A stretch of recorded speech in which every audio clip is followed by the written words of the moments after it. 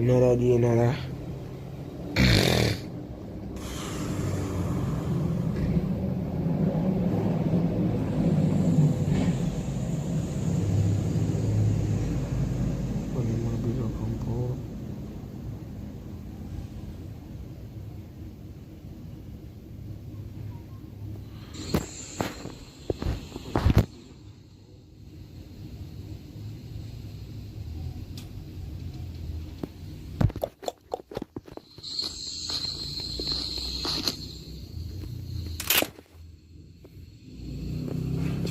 Wala naman.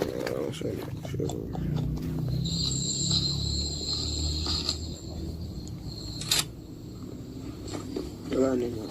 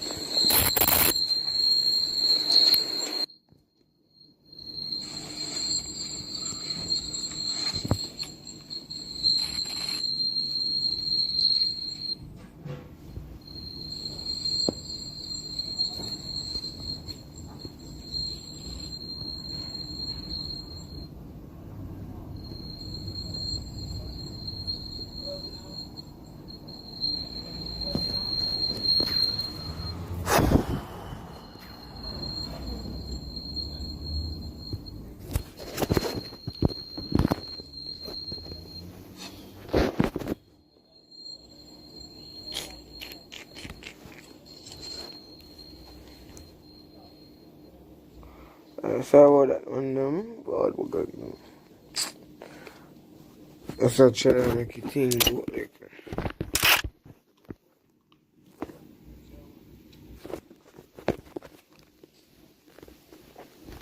That's why I know it's difficulty, alright.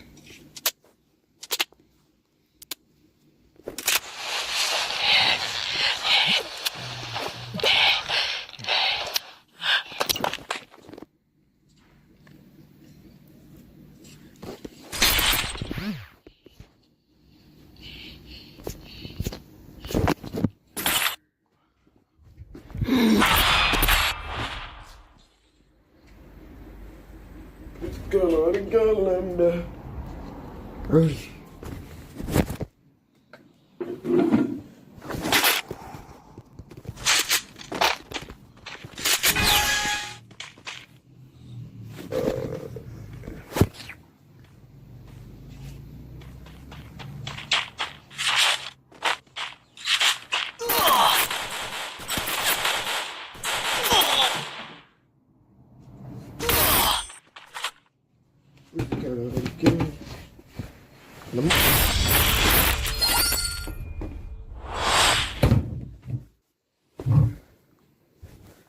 Mana emote pun.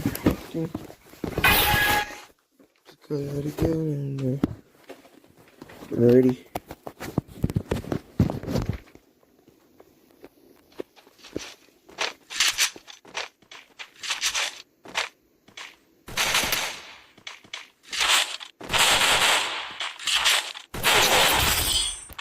Give your crap, man.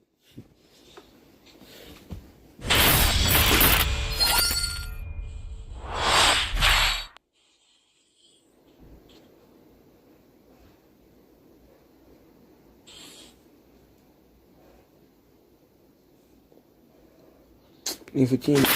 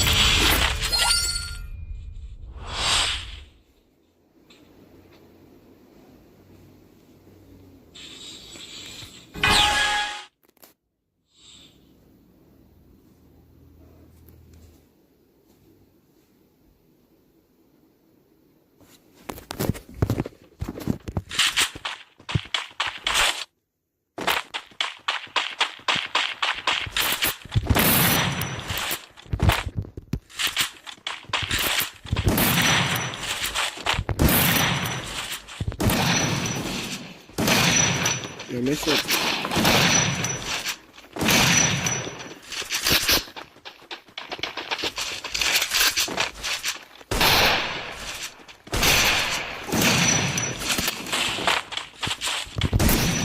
Oh. Okay.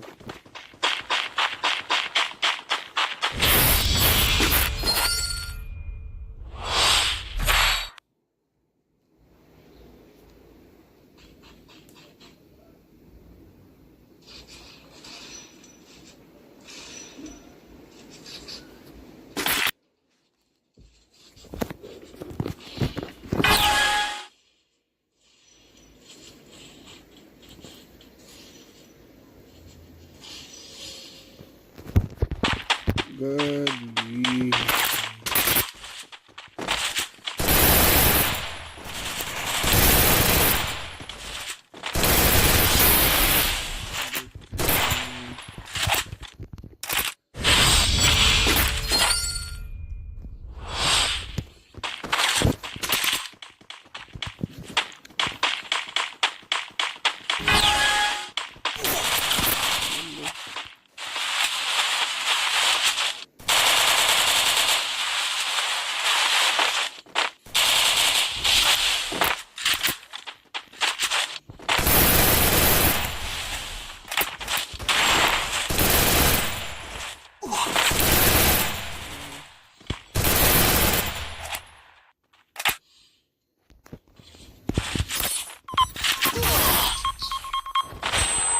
This man asking already. I'm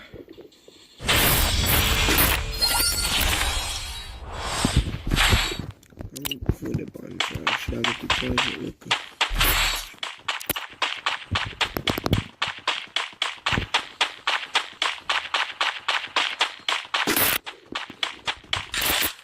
Ready?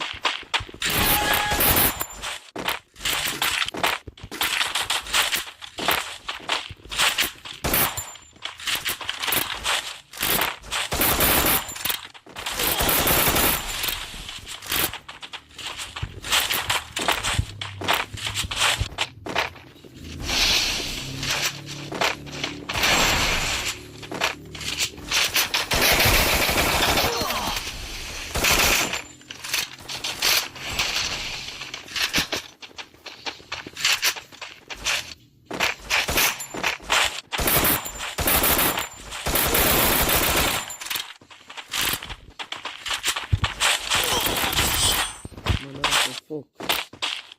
Where am I ass? Look.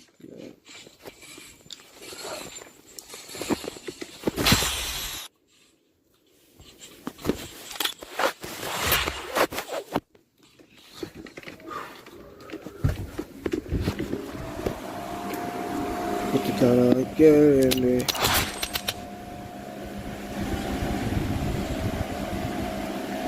Let's get a gallon there. Ready?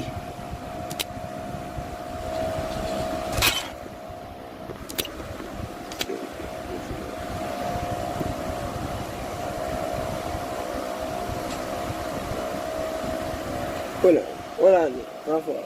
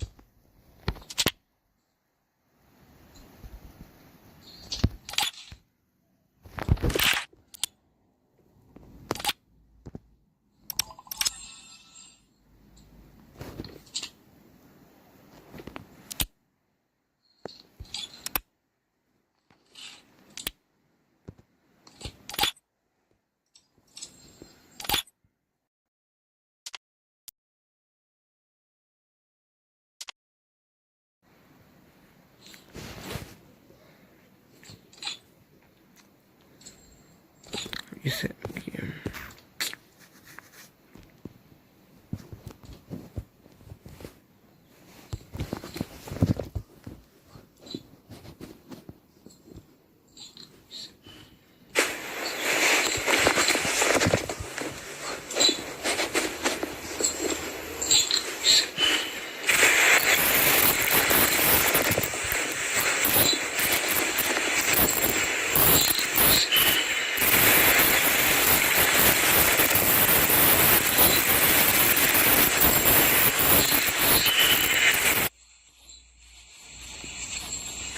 In the European server, they're having a deal where you buy a room card for 500 diamonds, but that room card lasts for 24 hours.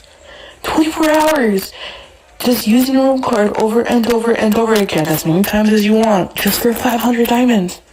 Why don't they have this in NA? I don't understand. What's going on?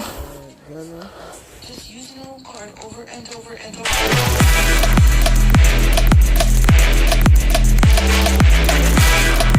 Come in my now.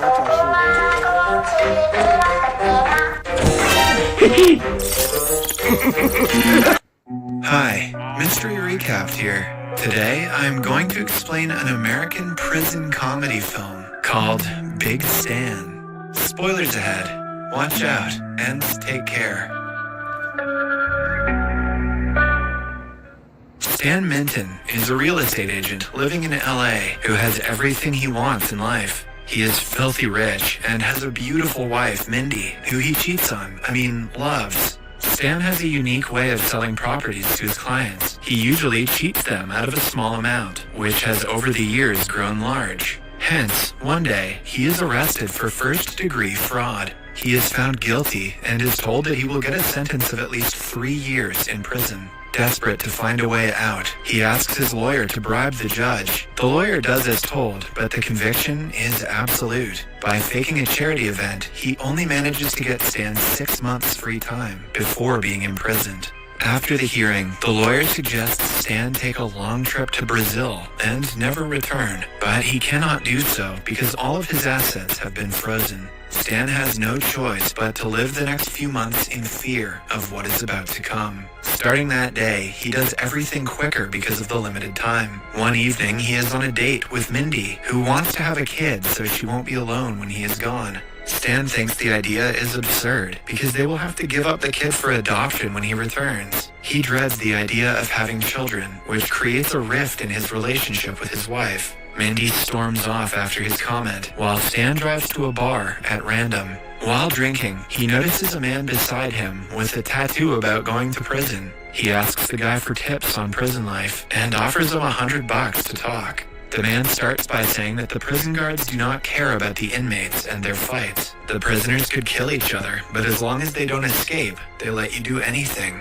He also adds that Stan looks like someone who would most definitely be sexually violated by the inmates. Stan realizes that all the rumors about men turning gay in prison are true. He is weak and submissive, which makes him the perfect target. When the man suggests he get several tattoos to avoid being targeted, Stan shows him a tattoo of his mother on his arm, which clearly won't work. The man then advises him to join one of the groups in the prison. The groups are mostly divided into Nazis, racists, Mexican men, and African American men, but since Stan doesn't fit into any of those categories, his last resort is to just kill someone, so the inmates would be scared of him. The following morning, he wakes up with a hangover and thinks that he was just dreaming. He is distressed when Mindy tells him he's still going to prison.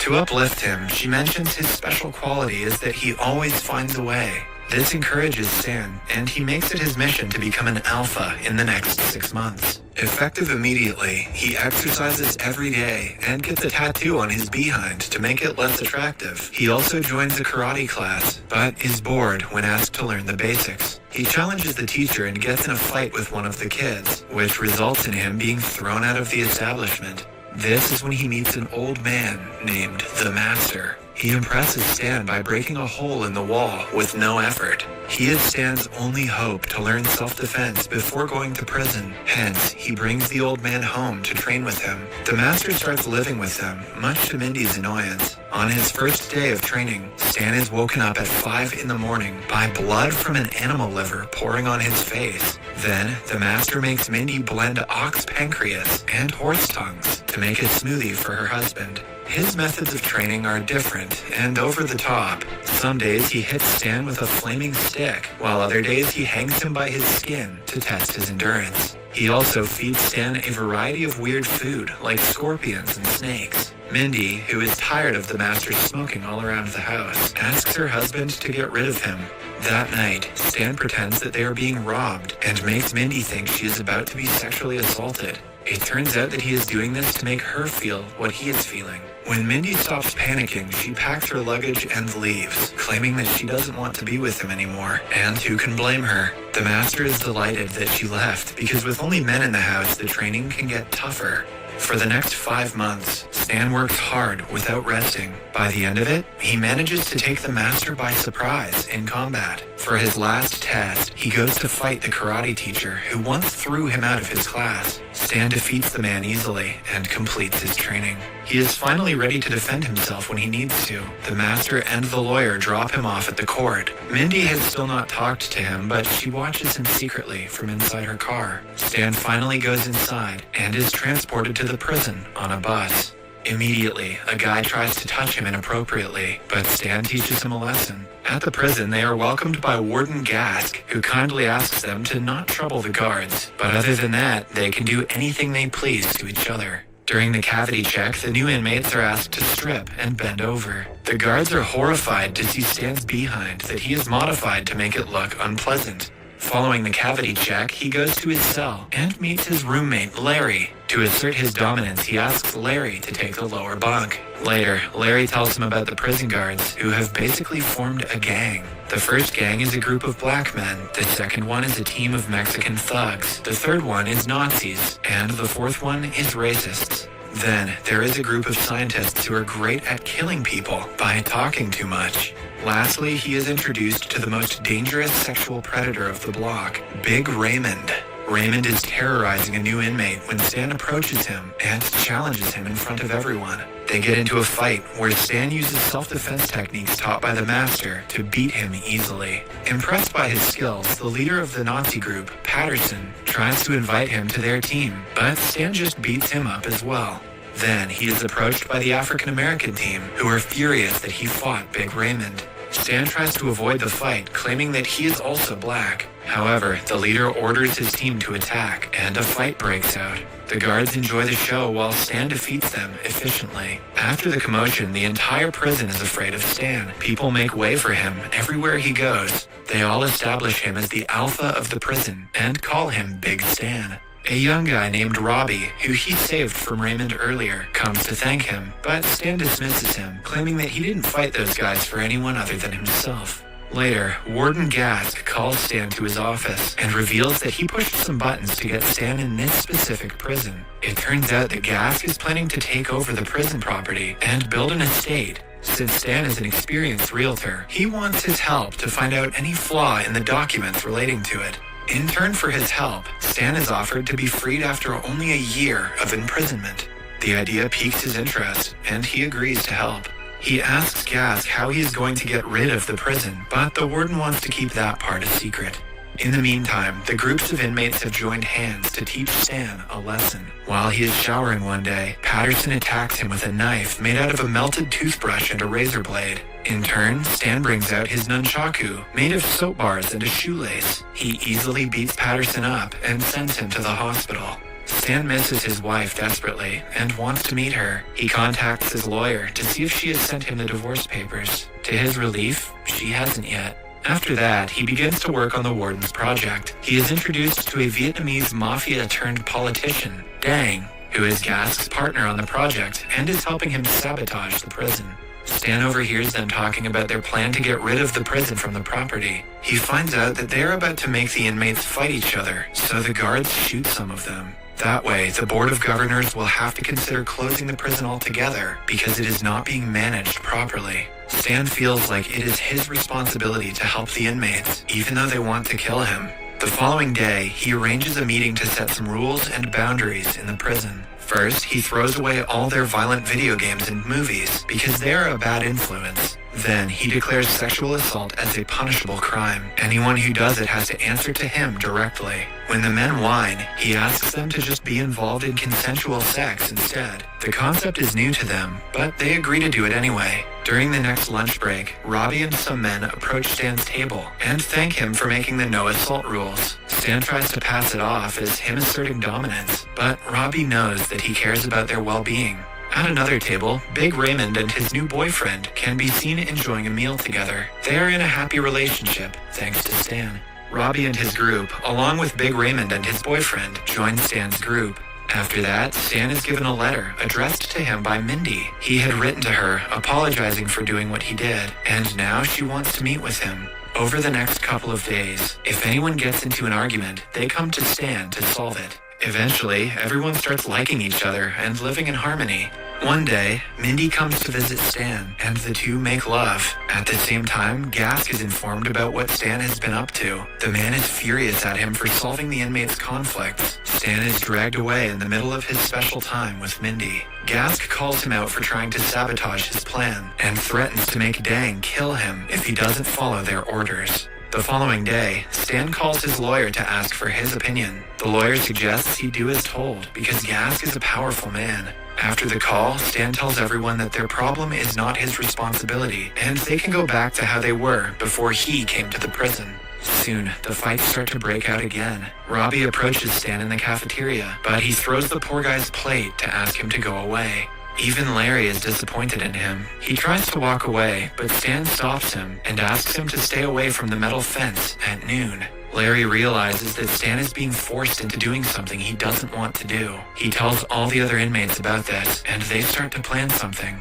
Meanwhile, Gask arranges a meeting between Stan and the parole board to discuss his early release. While he is in the meeting, Gask shows the Board of Governors around the prison. He plans to execute the plan at noon, near the fence. Since most of the inmates get into conflicts at noon, he wants to take the opportunity to kill some of them, while the board members witness it. Stan pretends to be a horrible person in front of the parole board in order to get out of the room and alert the others to not go near the fence. He is stopped by Dang, who reveals that he has also been trained by the master. They get into an intense fight. Initially, Dang is proven to be more skilled, but Stan takes the lead and knocks Dang out. By this time, the inmates have already gathered in the field with weapons. The guards get ready to shoot them, but to their surprise, the inmates perform a dance number to a Mexican song. A frustrated Gask snatches a gun and fires randomly. The board sees this and is ready to take action against him.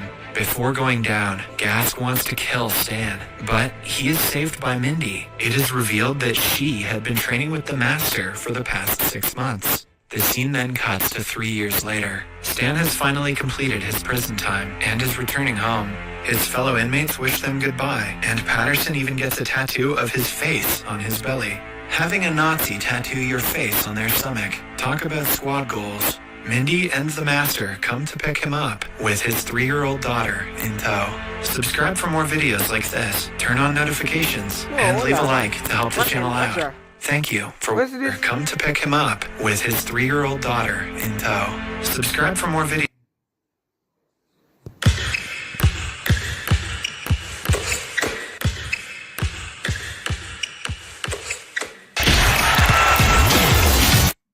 Hi, Mystery Recaps here. Today, I am going to explain a Russian sports comedy film called I Am Losing Weight. Spoilers ahead. Watch out, and take care. The movie begins in the city of Nizhny Novgorod, Russia. Anya is a girl in her 20s, living with her bodybuilder and swimming coach boyfriend, Zhenya. She works in a bakery and hence is always working with food. When the couple first met, she was a size 0, but over the months she has gained a considerable amount of weight. One day, they are called to a friend's wedding. Anya tries on clothes from a few months ago and realizes that they do not fit anymore. She consoles herself by saying that no one will notice, but the change in her body is significant. Zhenya knows this too, but he doesn't want to comment on how much weight she has gained, knowing that it is a sensitive topic for her.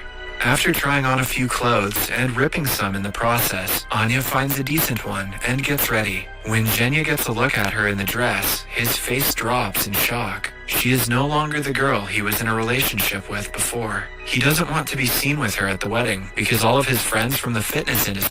Hey guys, this is Ryan here from Explained, and today we'll be watching a movie titled Good Will Hunting, which was released in 1997. Let's get started.